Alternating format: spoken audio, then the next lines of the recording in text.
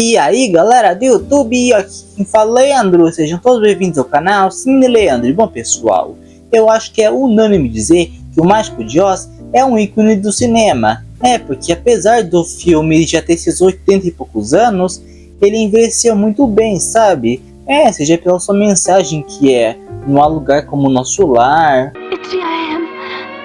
Não há lugar melhor do que a nossa casa. Ou seja também pelos efeitos especiais usados aqui. Porque os efeitos especiais usados foram práticos e isso ajudou demais o filme a não ficar datado. O Mágico de Oz foi lançado em 1939 e é considerado um clássico do cinema, já que ele adaptou fielmente os personagens do livro O Maravilhoso Mágico de Oz, escrito pelo L. Frank Baum, que também escreveu vários outros livros do Mágico de Oz. E só para deixar bem claro, eu nunca li um sequer livro do Mágico de Oz.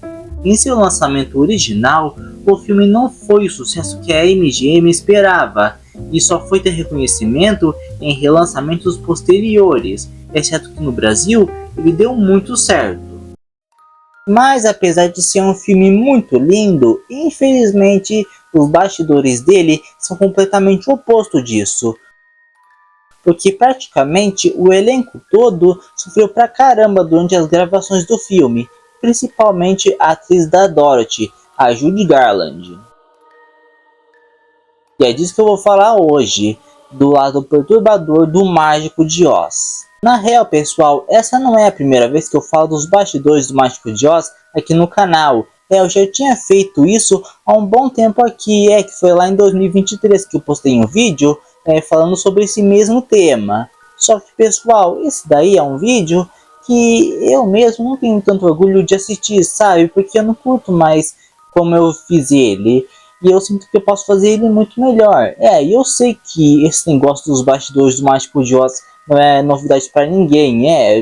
Praticamente tem vários vídeos no YouTube que falam a respeito desse mesmo tema. Mas eu sinto que eu posso fazer coisa muito melhor do que eu fiz aquela vez. Então por isso que eu vou refazer esse vídeo. E por falar nisso, esse ano eu quero refazer vários vídeos antigos do canal. Vídeos que eu vendo hoje, não assim, vejo eles com muito gosto, sabe? Sinto que dá pra fazer coisa muito melhor.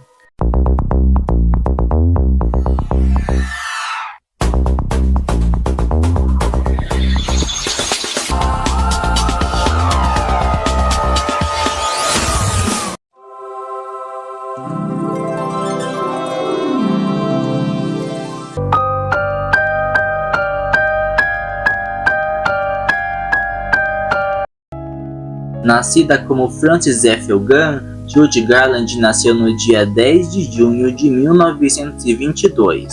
Ela desde a infância não tinha uma boa relação com a sua mãe, a Ethel Marion Mill, já que a mãe dela descrevia a filha como indesejada. Isso porque inicialmente os pais dela não queriam ter ela e até recorreram ao aborto, que na época, além de arriscado, era ilegal. Mas eles desistiram, já que o médico que eles foram atrás afirmou que interromper a gravidez poderia colocar a vida da Ethel em perigo. E sua mãe sempre fazia questão de falar para as visitas que a Judy era um acidente. Ela entrou para a vida artística muito cedo, com apenas 2 anos, já que sua mãe queria transformar ela e suas 2 irmãs mais velhas em artistas, e fazia elas se apresentarem em palcos onde formavam The Gunn Sisters, ou traduzindo, as Irmãs Gunn. E para que a filha tivesse disposição para se apresentar, ela lhe dava remédios que estimulavam ela a ter energia, e caso a Judy se recusasse a se apresentar no palco, independente do que ela estivesse sentindo, sua mãe ameaçava de lhe dar uma surra. My mother was truly a stage mother, a mean one, wasn't she? She was very jealous because she had absolutely no talent. She would sort of stand in the wings when I was a little girl, and if I didn't feel good, if I was sick to my tummy, she'd say, "You get out and sing, or I'll wrap you around the bedpost and break you off short." So I'd go on and sing. Em contrapartida, seu pai, o Frank Aven Gunn, era o único com quem ela podia buscar conforto, e também era o único que se preocupava com a filha de verdade. E acabou que aos 13 anos ela chamou a atenção da MGM, que decidiu contratá-la para atuar em filmes. Mas na época ela era muito criticada pelo pessoal do estúdio, por não estar no padrão que o estúdio exigia, o que afetou o emocional dela para sempre. Bom, tinha outras meninas em volta dela, como a Elizabeth Taylor e a Lana Turner. Todas elas eram jovens lindas na adolescência, então ela ficou tremendamente complexada pelo resto da vida. Ela nunca se livrou disso. Quando ela foi escalada para fazer a Dorothy, ela foi obrigada a seguir uma série de exigências, como usar um espartilho para passar uma imagem infantil, já que a Dorothy, a personagem que ela ia fazer, tinha seus 12 anos, e a Judy na época já estava com seus 16 anos. Além de que também ela era obrigada a fumar cigarros, já que como tinham medo de que ela pudesse engordar ao comer alguma coisa, eles lhe davam cigarros para impedir que ela sentisse fome, e no máximo ela só podia tomar sopa de frango. Nada de hambúrguer.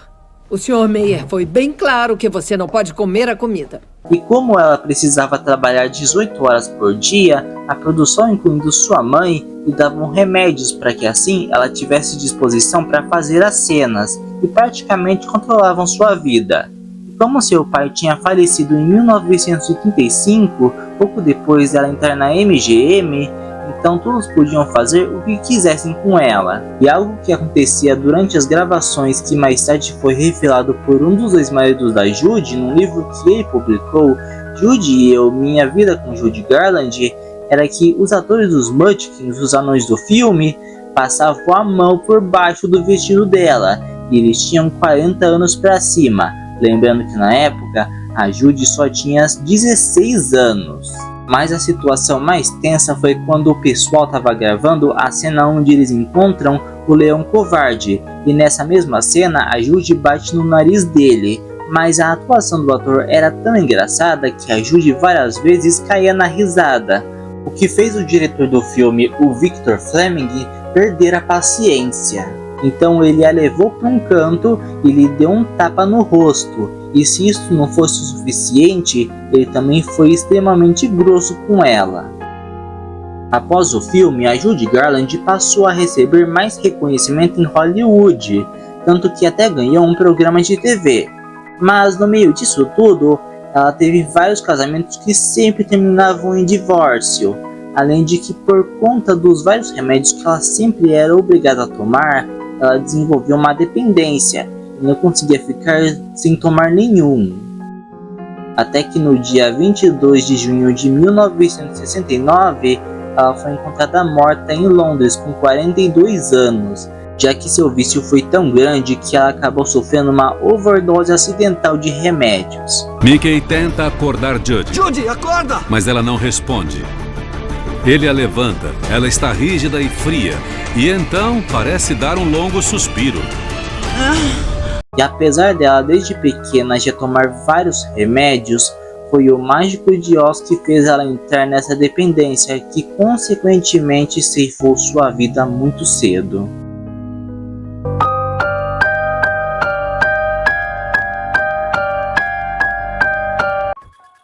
O Mágico de Oz é considerado o filme mais amaldiçoado de Hollywood, já que, além da Judy, todos do elenco principal sofreram sérias consequências durante a produção do filme. O Homem de Lata foi o primeiro a sofrer, a começar que inicialmente ia ser outro ator, o Bud Ebsen, mas após fazer alguns testes de maquiagem ele passou mal e foi internado.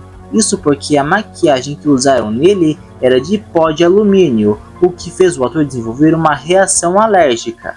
E sendo assim, ele foi substituído pelo Jack Haley, que consequentemente também desenvolveu uma reação alérgica no olho. E como seu traje de metal era muito pesado, então isso limitava muito seus movimentos, impedia ele de se sentar, e para não ficar cansado, ele se apoiava em alguma coisa. O ator do espantalho, o Ray Bolger, para ter aquelas pintinhas no rosto, ele passava por um processo demorado que consequentemente fez ele ficar com rugas permanentes. O ator do Leão Covarde, o Bert Lahr, também sofreu muito, já que ele, assim como a Judy, não podia comer, já que sua maquiagem era muito demorada de se fazer. Então, na maioria das vezes, ele precisava beber as refeições por um canudo.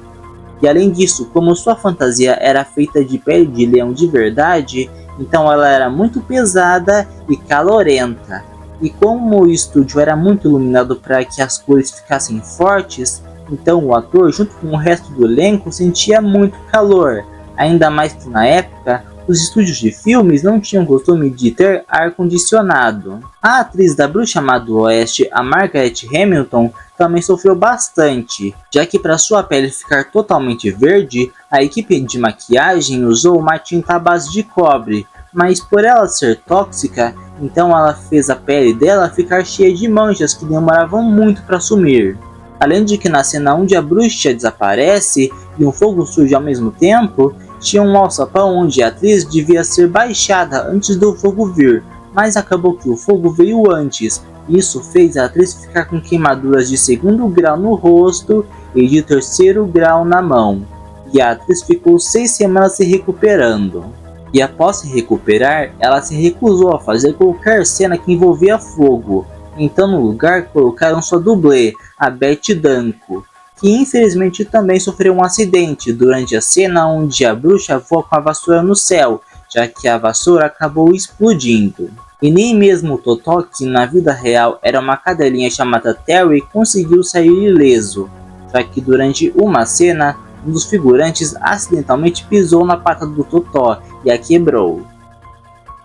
Pessoal, se vocês estão achando interessante toda essa verdade sobre o Mágico de Oz e que ele não era todo esse negócio lindo por trás das câmeras, então eu só vou pedir algumas coisas em troca, que são deixar o like, se inscreverem no canal e ativarem o sininho também para não perder nenhum dos vídeos novos que eu postar aqui.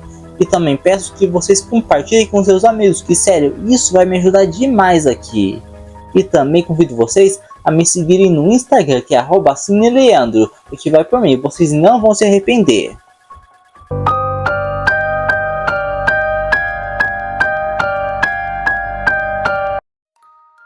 Nos anos 80, quando o filme foi lançado em VHS, uma cena chamou bastante atenção, mais especificamente a cena onde a Dorothy, o Espantalho e o Homem de Lata estão andando pela floresta, já que no fundo tem o que parece ser um corpo pendurado, dando a entender que alguém se enforcou nas gravações e o corpo seria de um dos anões do filme.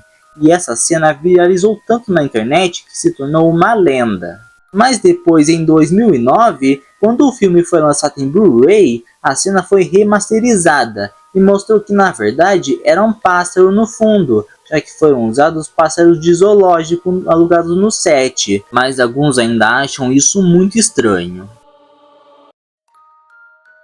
Bom, gente, o vídeo vai ficando por aqui, espero que vocês tenham gostado. Deixe nos comentários mais alguma outra coisa envolvendo os bastidores do Mágico de Oz que eu não falei aqui. Se vocês gostam desse tipo de conteúdo, onde eu falo de treta e tal, então deem uma olhada nesse vídeo aqui, onde eu falo da maldição da série Arnold, que tá muito legal. E nesse aqui, onde eu falo do dia que a Nickelodeon acusou o Disney Channel de plágio, que também tá muito legal. Fique com Deus, um abraço e tchau!